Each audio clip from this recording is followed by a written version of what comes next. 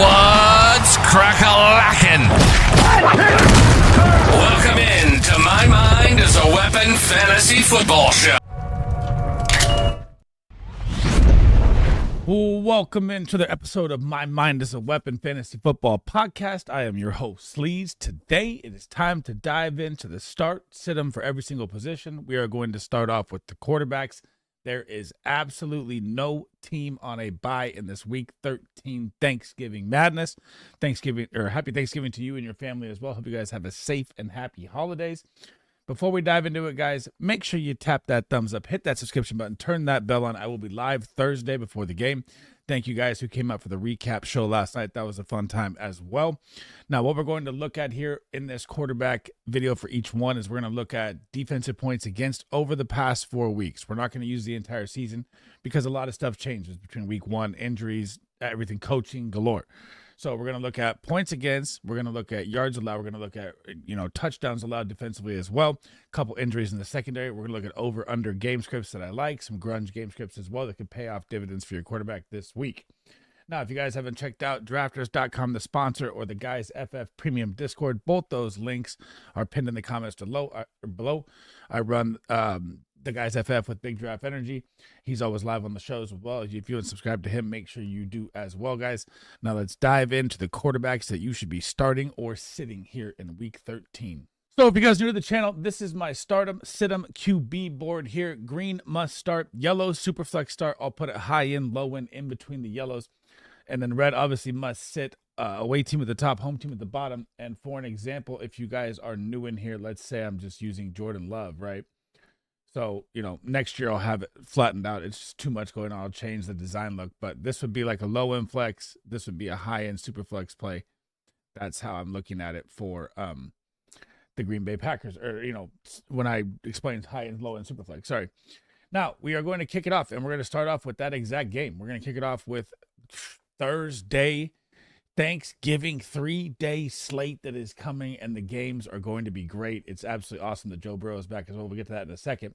So we're going to have the Green Bay Packers 7-3, big playoff implication game here on the line. 7-4 Detroit Lions, 48.5 over under. The Lions are at home. You're not in the cold. Now, when you're looking at Jordan Love here, and Lions are favored by 2.5 in this game, I know it's hard to trust, and the Green Bay Packers offense has not been good. But look at what Jameis Winston just did to the beat-up Detroit secondary.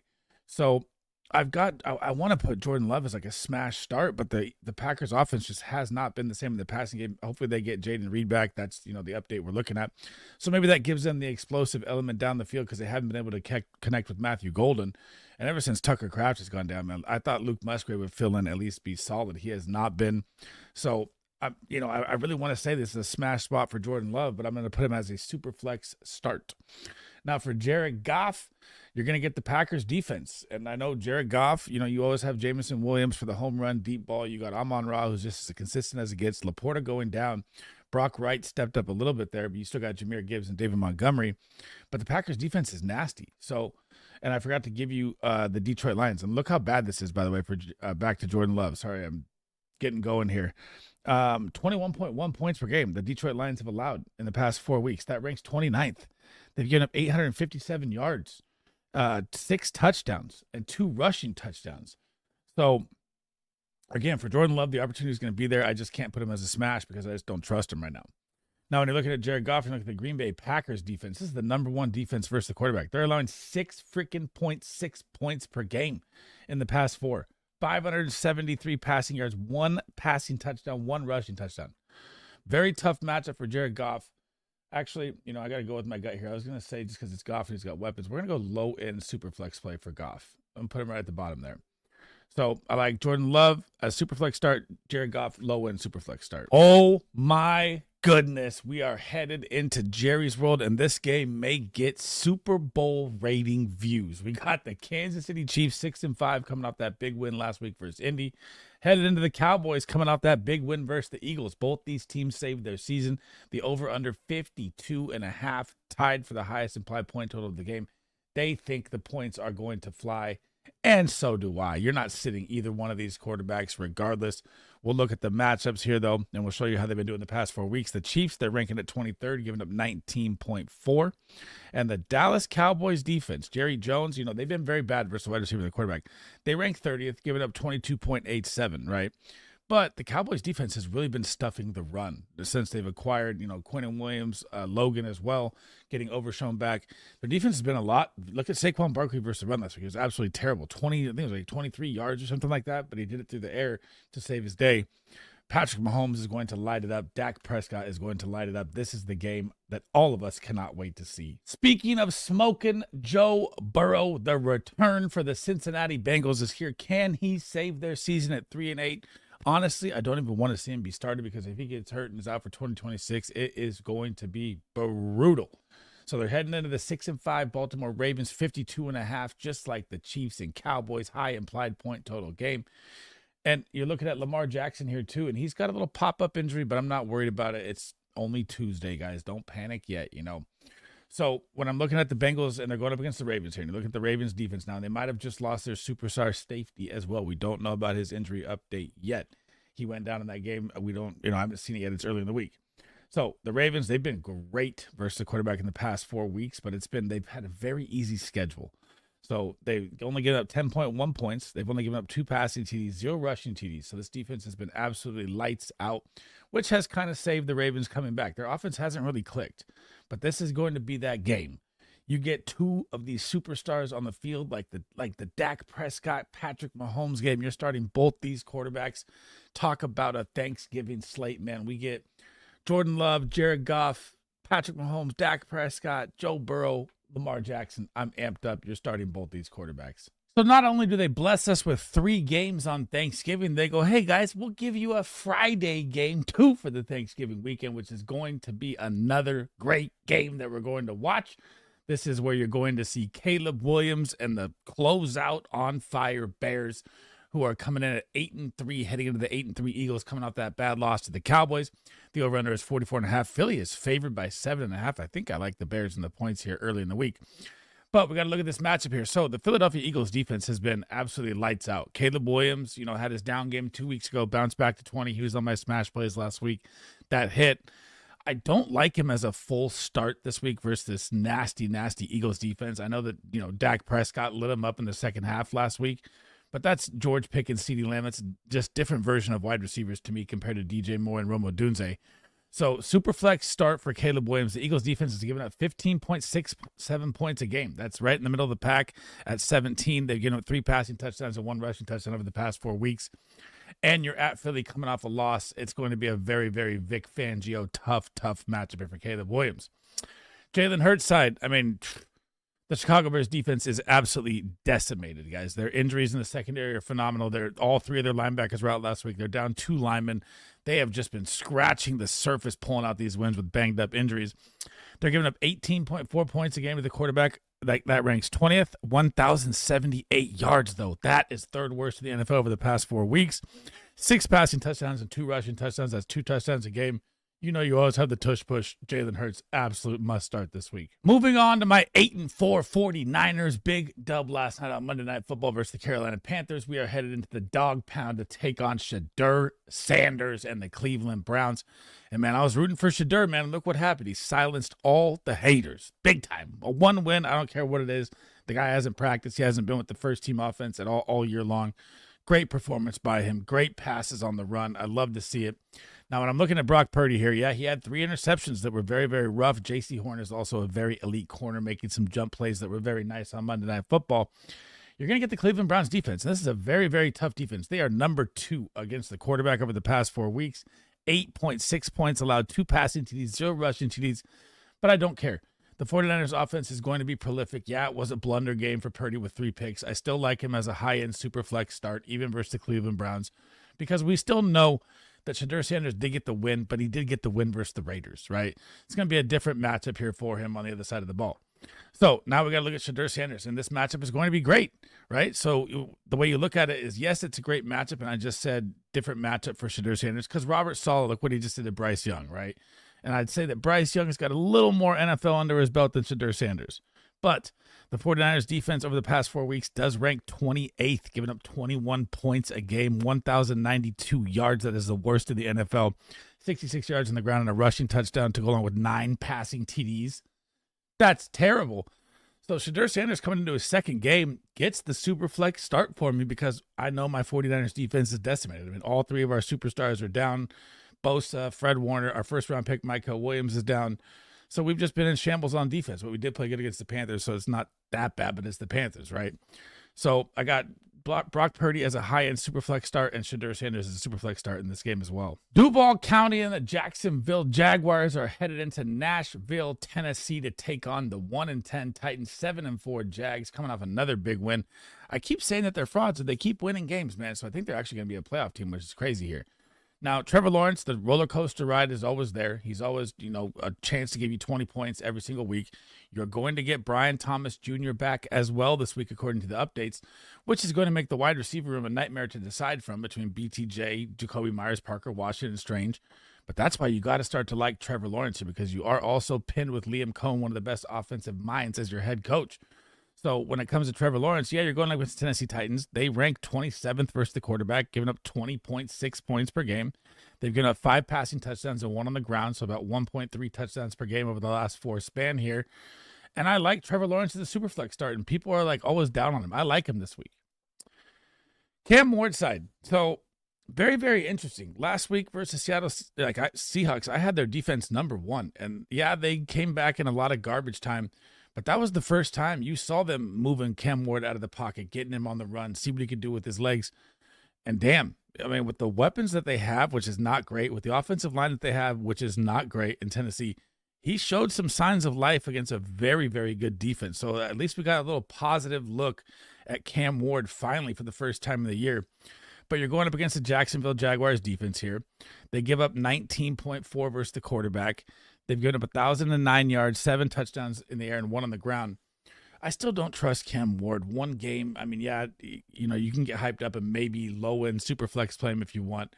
I'm still sitting him here. I need to see consistency before I can just throw him out there. And you're still down Calvin Ridley. Big division game here between the Houston Texans coming in at 6-5, going up against the 8-3 Colts, Danny Dimes.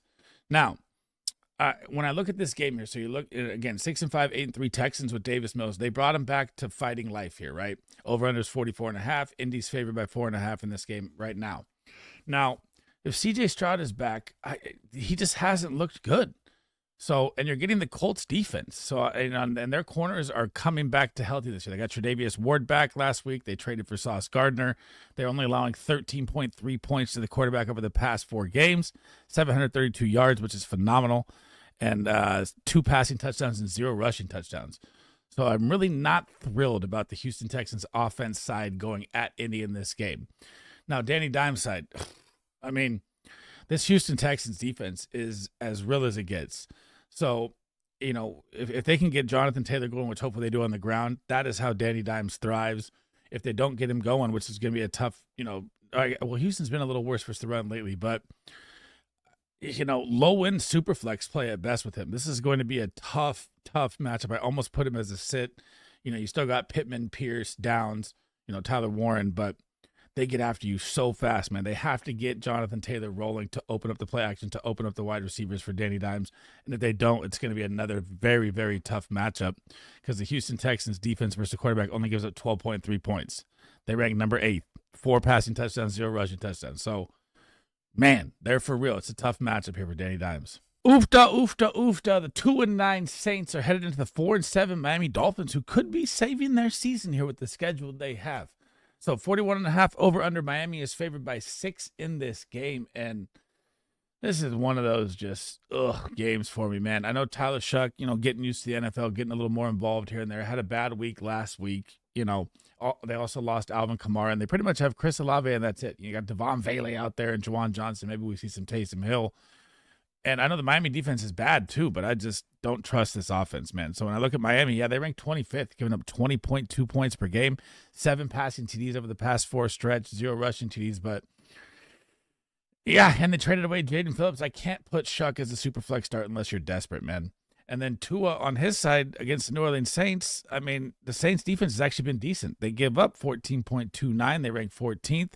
2 passing touchdowns, no rushing touchdowns. So, yeah, they've got Jalen Waddle. Hopefully they get Darren Waller back, which could be their 6'6" red zone guy, big body. They don't have a lot of big bodies in their wide receiver core. But I feel like this is just a Devon Achane nuke game. I think Devon Achane is just going to destroy the Saints single-handedly. So if you want to throw Tua out there as a super flex, not mad at it.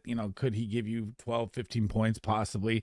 But I don't think this is a big breakout Tua game, and I definitely don't like Tyler Shuck. And this should be like a chance where you can play them both, but I think this game's really, really ugly. Speaking of ugly games, let's just go get another one here. Now we have the 4-7 Falcons, who got some life with the Tampa Bay loss, with Kirk Cousins at the helm, heading into the New York Jets, led by Tyrod Taylor again as the update. So 39.5, the lowest implied point total game of the week, even lower than the Dolphins. And it's Atlanta by 2.5. And when you look at Atlanta, Drake London may not be out there. They just gave the update if he's going to be week to week. Darnell Mooney, yeah, he got a little touchdown connection last week. Jets just played the Ravens very, very well. So, I mean, when I look at Kirk Cousins, I'm going to go with low-end superflex start if needed. The Jets have ranked 13th versus the quarterback, giving up 14.25. 3 passing touchdowns, 0 rushing touchdowns. Kirk Cousins ain't running anytime soon. So, I mean, if Drake London's out there, maybe it moves him up to a super flex in the middle yellow. But I'm still very, very low on Kirk Cousins, even coming off that 20-point game he had. And on the Tyrod Taylor side against the Falcons, the matchup, they rank 18th, get up 17.9, 1,205 yards. They're giving up the most, right? 6 passing touchdowns, 0 rushing touchdowns. But it's Adonai Mitchell, John Mechie, and Mason Taylor. There's still no Garrett Wilson. They still don't have that alpha out there. I mean, at least Tyrod passed for over 200 yards, which is a good sign for the Jets offense. But Falcons are fighting for something now, and this defense is going to come ferocious this week. I can't say superflex start Tyrod Taylor. Heading down to Tampa Bay, we go, where the 3-8 Cardinals and Jacoby Brissett, who is absolutely on fire, is heading into Tampa Bay. And we don't know if it's going to be Baker Mayfield or it's going to be Teddy Bridgewater. But when I look at the game, I know Baker Mayfield, they even say that he's been playing through cracked ribs this year, the whole season. So this guy is as tough as it gets. So I'm going to go with Baker Mayfield's going to be out there. If it's Teddy Bridgewater, low-end flex play at best. So I don't have him up here is why I'm saying that. So, dude, Jacoby Brissett is a 20-point-a-game monster, even if Marvin Harrison Jr. isn't out there with the appendicitis. Michael Wilson has seen 18 targets over the past 2 games. And I say 18 because if he took the flags away last week, he'd have had 18 more targets again, which is Jamar Chase freaking territory of numbers.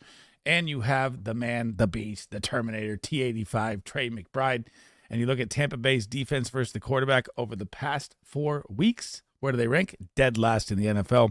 27.9 points, 860 yards, 8 passing TDs, 3 rushing TDs. I love Jacoby Brissett this week as an absolute smash play. Baker Mayfield side, I'm starting this guy every time he's out there. And I don't care if he's banged up. They're fighting for their season now with that loss they're coming off of. They're going to get Bucky Irving back. But again, if it's Teddy Bridgewater, I'm a little more worried, and then I drop all the wide receivers down. But we don't know that yet in the week. But I assume he's going to fight. This guy's a warrior. So when you look at the Cardinals defense as well versus the quarterback, Cardinals have been a little better here. They rank 12th. They give up 14.02, 884 passing yards, 8 passing TDs, 0 on the ground. So, and Chris Godwin's going to get a little more involved here. They updated that he's going to start to see his snap uptick. And we got an update of Mike Evans might be back before the fantasy playoffs today, which is another nice update. Baker Mayfield may have all his weapons back here. So if Tampa looks at it that way, and they're like they want to sit Baker for maybe a week, and they could go 6-6 and be 500 and possibly survive and get their weapons back, that could be a move they do as well. But I know, if I know Baker Mayfield like I know Baker Mayfield, this guy's gonna play. He's just that dude. He's just like the fucking blue collar, get it done no matter how I'm gonna get out there, and I think he's going to play in this game. My Super Bowl pick to win it all, the 9-2 Los Angeles Rams are headed into the 6-6 Carolina Panthers, and goddamn, you have to fear for Bryce Young's life in this game. This Rams defense is ferocious. They are for real. The over-under is 45.5, and LA is favored by 10.5 over a team that's 6-6. That tells you how much faith they have in the Carolina Panthers right there. And when it comes to Matthew Stafford, yeah, they did pick off Purdy 3 times, though, too. So throw that out there. That's my 49ers. But when it comes to the Panthers defense versus the quarterback, they rank 7th, giving up 11.34 points, so they've been better. 971 yards, 3 touchdowns, but I do not care about any of the stats. When you have Devontae Adams, I try to tell you guys all year long, will be a top 10 wide receiver with Matthew Stafford, is leading the NFL in touchdowns with 12, and Puka Nacua out there. Unbelievable. You're never sitting Matt Stafford, period. Bryce Young side, run for the hills. Run, run, run. You're playing the LA Rams. I don't even like Tet in this game. I'll drop that ahead of time here for the wide receiver video. They're going to get after Bryce Young bad in this game. The Rams rank 6th. They give up 10.8. They've given up 5 passing TDs, 0 rushing TDs to the quarterback. And you're probably going to get 6 sacks here and about 2 picks. And it's going to be really, really ugly for Bryce Young. And run. Just that's all I can say for Bryce here, man. This Rams defense is nasty. The 4-7 Minnesota Vikings and JJ McCarthy. I'm not even going to put Max Brosmer up here either because you are going at the Seattle Seahawks in the 12th man here. 41.5 over under. Seattle's almost favored. It's probably going to go up to like 12.5. It's a 10.5 right now. JJ McCarthy in quote unquote concussion protocol, just like his last injury. I think the NFL needs to investigate this because I do not believe that JJ McCarthy is hurt. I did see him fall on his head there, but dude, he was walking around the game like he was fine. Concussion protocol now just seems very, very sketch, and it's almost made the Vikings' whole offense just unstartable. I mean, Justin Jefferson has 3 games under 8 points. That's unheard of. And you might not even be able to start Justin Jefferson this week. Like, I'm sitting Justin Jefferson, which is freaking crazy. So when you're looking at the Seattle new Legion of Boom defense, they have rocking and rolling with their young studs around. And remember, they had a ton of injuries at the beginning of the year, too. So last 4 games, at the beginning of the year, they were like 28th. Last 4 games, they're back up to 19th, 17.9 points, 797 through the air, 5 touchdowns, 2 touchdowns on the ground. They have a lot of rushing yards. But this could be Max Brosner's first start. This guy's going to get killed at the 12th man. The crowd's going to be rocking. I am not even thinking about starting any Minnesota Vikings quarterback this week. On the Sam Darnold side, this is one of those games where I look at it like, how much are they going to need, right? Are they going to need to pass? I know you have Jackson Smith and Jigba chasing 2,000 yards, so that's obviously going to be in the back of the coaching staff. Jackson Smith, the Jigba, the quarterback, everything. So when you look at the Vikings defense versus the pass, they rank 11th, giving up 13.5, 3 passing touchdowns, 0 rushing touchdowns. They've been a good defense, but when your offense can't move the ball, it's going to be tough. I just don't know how Max Brosner is going to look, and the crowd is going to be absolutely roaring. Sam Darnold's a high-end super flex play. I would move him. Actually, yeah, we'll move him down. I got to, stick with the guns here while we're live. I'm not going to go high-end. I'm going to go low-end because I just don't trust. But he's still a super flex start. But I just don't trust how the game shape's going to go here because I think this could get out of hand really quick with Brosner and how good this defense is. The 7-4 Bills are headed into the Steel City to take on, hopefully, Aaron Rodgers. The update is that he's going to practice limited to start off yesterday, and then they're going to ramp him up as it goes, and hopefully he makes it in time for the game on Sunday here at home. So when I'm looking at Josh Allen, you're not sitting this guy ever, regardless if he has a bad matchup or not. I'm still not even worried about it. Josh Allen, yeah, the Steelers, they rank 15th versus the quarterback, giving up 15 points, 1,000 passing yards, though. That's bottom 5. They've given up 6 passing TDs over 4 games, so over 1 a game and 1 on the ground. Josh Allen can give you 50 points any single week against any single defense. Just depends on what type of Josh Allen you get. I guess this year it's changed a little bit, but I'm still starting Josh Allen regardless. Aaron Rodgers' side, the Buffalo Bills defense has been very good versus the quarterback. They rank 9th, giving up 13.14, 749 passing yards, 5 passing touchdowns, 1 touchdown on the ground. And Rodgers is going to have a broken left wrist playing in this game. Actually, this is bad. This is bad advice right here. Aaron Rodgers, I'm sitting this week. Because you also have DK Metcalf dealing with the ankle sprain. Really no receivers. Arthur Smith at the offensive coordinator just hasn't clicked that well. I mean, the Steelers will probably still make the playoffs because Mike Tomlin, but I'm not starting Aaron Rodgers this week with the wrist injury as well. The 2-9 Las Vegas Raiders and the worst quarterback in football. I hate to say it if you're a Raider fan. Sorry, man. Geno Smith, I don't know what they're doing. I don't know why. I mean, they fired Chip Kelly, the offensive coordinator. $6 million, the highest paid offensive coordinator in football. Didn't even last 11 weeks. And I don't know why they're not looking at Aiden O'Connell or Kenny Pickett here. I mean, Geno Smith has just been absolutely freaking terrible, and there's no other words around it. And when you look at Justin Herbert, 7-4 Chargers, over-unders 41.5, Chargers favored by 9.5. I'm starting Justin Herbert. They're coming off the bye. They activated Amari and Hampton's window today as well. You have Ladd, you have Keenan, you have Quentin Johnson, you have Trey Harris, you have Rondé Gadsden emerging. All these weapons are about to start clicking for the Chargers, and their defense is going to crush Geno Smith, who just got sacked 10 times by the Browns. Yeah, Myles Garrett's a different beast. He got 3 himself. I know all that. But still, I mean, when it comes to the Raiders, I just don't know what that organization is doing. It's one of the worst signings of Geno Smith, and they need to cut the cord, man. 9-2 Broncos chasing the 10-2 Patriots for the 1 spot are going to get a free win this week against the Washington Commanders. It looks like Jaden Daniels is not going to be out there, even though he said he wants to play if he's healthy, which is going to be wild if they throw him out there with the Commanders being 3-8 and the over-under is 43.5. Denver's favored by 6.5. You could get Terry McLaurin back. They really have no run game. Everyone's going to say Chris Rodriguez and try and pick him up on the waiver wire. I put him on my waiver wire video as desperation pickup only. Their schedule is brutal, and I just don't like going up against Denver either way if I'm going to waste my waiver fab on it. When it comes to Bo Nix, this is going to be a bounce back game for him here. I like Bo Nix a lot this week. He's probably going to be on my smash play video. The Commanders ranked 24th. They give up 19.6, 821 passing yards, 7 passing TDs, 1 rushing TD. And you've got the emergence of Troy Franklin. Marvin Mims getting mixed in a little bit, coming off the injury he had. Cortland Sutton's kind of ghosted away here, but he got his bye week behind him. This is where you're going to get an RJ Harvey look more, because that's what happens after the bye weeks. You see the rookie start to emerge more, especially with the injury to J.K. Dobbins. And the Commanders' defense is down Lattimore, Amos. Their whole secondary is banged up. This is going to be an absolute smash spot for Bo Nix. I love him this week. And without JD5 being out there, I don't like Mariota. This Denver defense is as nasty as it gets. I mean, they're number 4 versus the quarterback, giving up 9 points a game. Good luck. Last but not least, Monday Night Football. Whenever I see the Giants versus the Patriots, man, it always just reminds me of Eli Manning and the helmet catch and the Patriots and Tom Brady losing their perfect season. I messed this up here. Hang on. So this is how you know we going live through. We make errors sometimes as we do it. The Giants are on the road here, so they're going to be up top here. And we don't know if Jackson Dart's going to be out there. He was close to returning last week. So I'm going to take the guess that he's going to be out there playing this week.